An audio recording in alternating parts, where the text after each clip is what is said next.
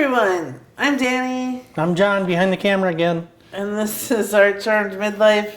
And today I am going to be talking about a new movie that just came on Netflix last week called The Life List. This is a PG-13 movie. It was a little over 2 hours long. And here's the write-up. A woman revisits her childhood aspirations, endeavoring to achieve her old goals, only to discover that pursuing these lifelong dreams takes her on an unforeseen and surprising journey. So the movie stars Sophia Carlson, and Connie Britton plays her mom, and Kyle Allen is this guy. Everyone's seen him. Everyone knows. You know, if you see him, like, he's one of those, I haven't learned his name yet, but he's been in a lot of stuff lately, and so I keep going, oh yeah, that guy. There's that guy. This was written and directed by Adam Brooks, who also wrote and directed Definitely Maybe. He directed French Kiss, which is one of my favorite rom-coms ever.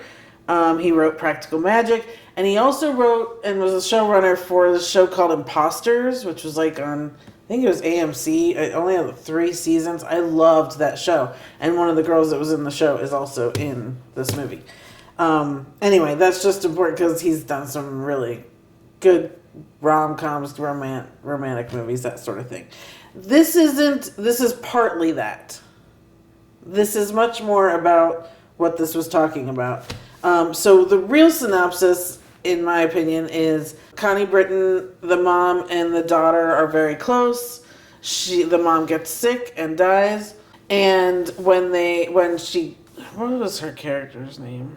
The mom calls her Bean, and so I don't remember what her actual character's name was. When they go to read the will with her siblings, the siblings are given certain things, and instead, Sophia Carlson's character, so her name's Alex. There's a whole thing about that. So it turns out that Alex is the youngest, and that the mom had her own cosmetics company and had brought Alex in to work there, and she was like the head of marketing or something, I don't know.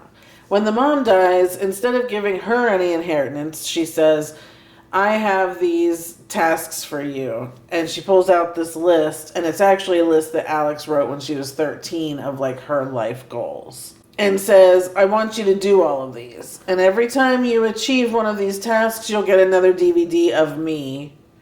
And then at the end, you'll get what I've determined is your inheritance.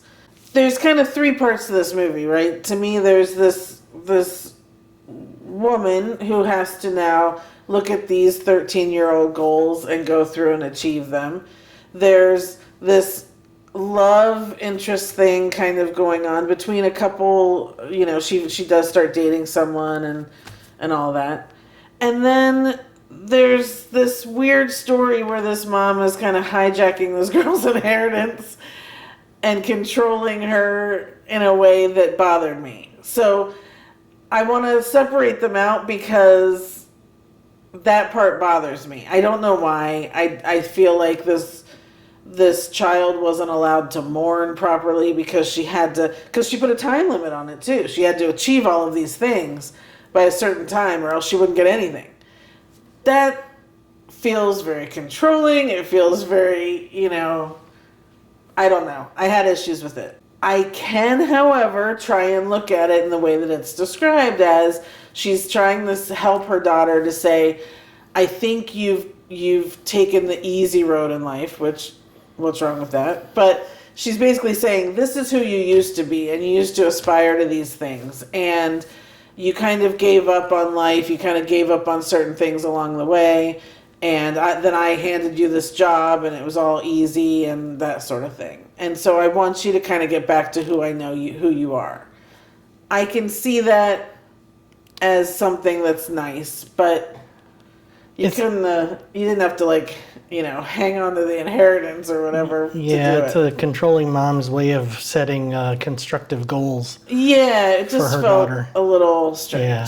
So now, the things on the list, like if you can imagine when you were 13, if you had written a list of life goals, You know, she wanted to be a teacher, so it was to be a great teacher. It was to find true love. It was to get a tattoo, to learn to drive and get her driver's license, to be in a mosh pit, to do stand-up comedy once. So there's like a lot of little things.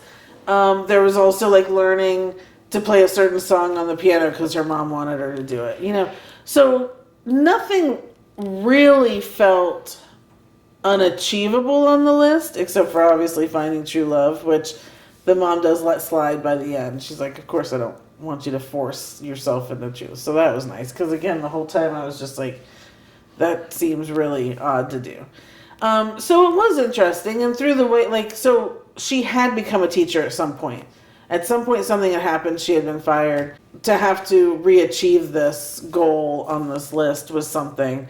And all of these things, it felt like Alex was able to, I think, connect with herself again. I think she was able to learn to live the life she wanted again on a certain level. But again, does that really mean anything? You know, if I think back to 13, you know, have I let a lot of dreams go? Yeah, I think a lot of us let a lot of dreams go, because you realize that it's not entirely not easy, but it's just not going to be achievable for the average person. Yeah. So luckily, a lot of the things on her list were very achievable. You know, I mean, I don't think mine would have been those sorts of things. It definitely would have been probably much larger, you know, career things. But you know, I mean, I thought at 18 I was going to graduate and head straight to New York City and be on Broadway. I realized that I was not the type of person to share a space with, you know, 8 other people and struggle my way through. So it was like, you know, when you have certain realizations that you don't know the realistic, I guess, consequences to some dreams, you know, you have to make decisions. But anyways. So remember, kids, set the bar low and it's easier to get over. No, that's just me. I know. I'm giving the movie a 7. I feel like, again, it felt a little disjointed. Like there were these 3 things, and I loved kind of the love romance part of it. I appreciated the list part and her going through it, but I still just felt I liked it. I really liked Sophia Carlson. I thought she did a great job. I thought everyone in it did. There was still just something that kind of kept me from fully being in it, and I don't know what that was. I don't know. Maybe it was the mom thing. Maybe it was just, you know, kind of when you do think about your own stuff. Well, you're not a big Connie Britton fan. She's not in it enough, so she didn't annoy me. Oh, okay. Yeah. Okay. So that didn't bother me. It was good. I think a lot of people will like it. I think a lot of people are liking it. I think it could spark some conversations, you know, just like, well, what would have been on your list at 13, you know, that sort of stuff, which is interesting. And, you know, you and I have had those talks about dreams we may have given up on and things like that. That's kind of all I have to say about it, really. I think everyone was good in it. I thought it was just I don't know why, a little disjointed or a little too much in one movie for me or something like that. I don't know. Okay. Again, I feel like the quick side-by-side comparison is P.S. I Love You, where he leaves letters to his wife after he dies to go and do things to live life. Much better movie. I feel bad saying that. Okay. But anyway, no harm in that. That's The Life List. It's on Netflix. If you've watched it, please let me know what you think. Feel free to disagree with me, because I'm sure a lot of people will. What was on your list when you were 13? What were your biggest dreams in life? That would be interesting to start a conversation with. Thanks you guys so much for watching. We will have many more reviews coming out in the next few weeks. So please subscribe if you can. Like this video, just like that. And we will see you next time. Thanks so much, you guys. Bye, everybody. Bye.